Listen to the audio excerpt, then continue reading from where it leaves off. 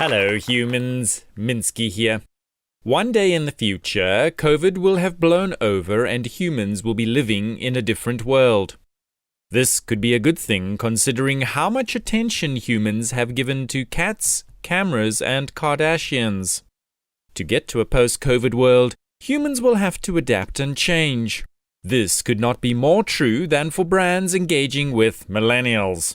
In part 1 of my interview with Vumi Mswele, which I'll link here, I wanted to get a general understanding of where the millennial mindset is right now.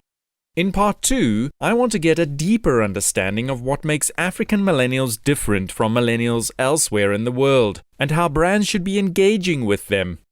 I think the African context is fundamentally different, right? So if you're looking at the South African context, the things that are very unique to South Africa, we see how we actually consume things is a little bit different. One, because we come in obviously from a third world country base, which is a little bit similar to what's happening in Brazil and other countries in Asia.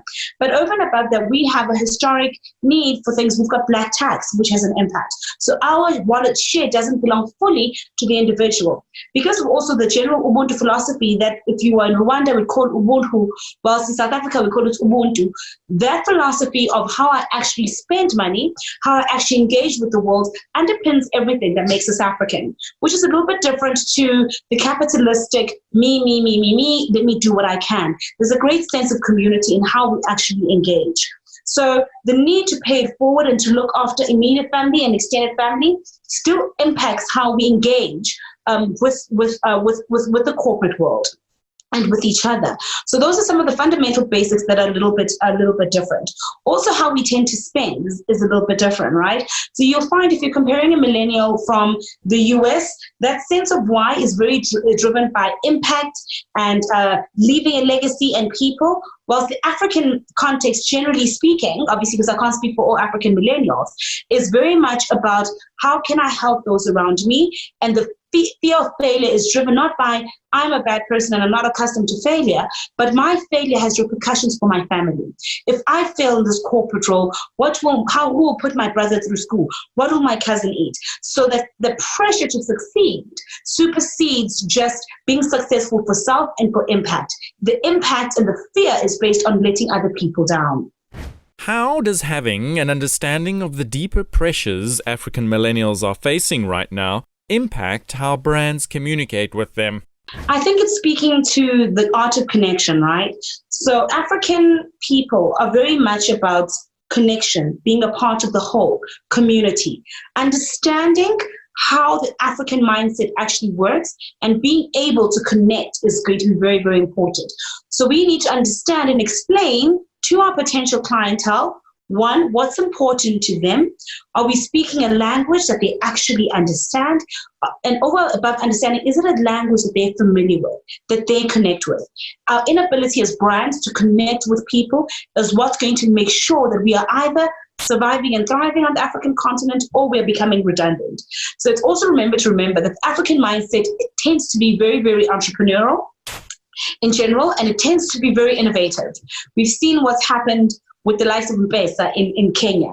We've seen what happens when various organizations don't bring the solutions to Africa, Africa creates her own. So it's important that we are speaking to the needs of African people and we're able as brands to connect with them.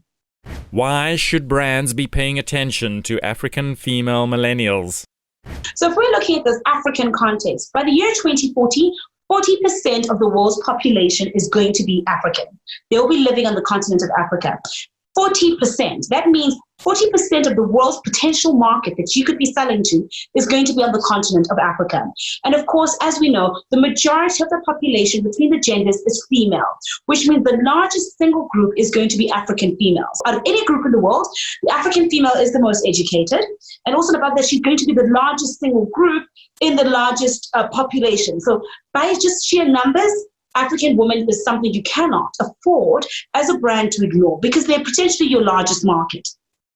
Also, in understanding how the buying power tends to work, most of the time is driven by children or women. So they're the people who determine the spend in the home. So as a brand, you simply do not have the luxury of ignoring the African millennial. What opportunities exist for brands to stand out and connect with a millennial audience? I think for the next 6 months, I think agriculture is going to be a big focus right now, right? Putting food on the table is going to become critical. The second is going to be education. So we're realizing, I think COVID has brought home how connected we are as the world, that indeed we are a global village. So I think the biggest focus from an African perspective is going to be around what food is on the table, and two, how do we survive this? And Africans, I think like many people across the world, believe that education is the key. So if you're coming up with solutions that are paired in answering these questions and supporting that transition to a post-COVID world, I think you as a brand are going to stand out. Understanding how your market is preparing for a post-COVID world could give you the edge when competing for their attention, both now and once COVID has blown over. Thanks for your attention, as I learn to stop worrying and love the pandemic.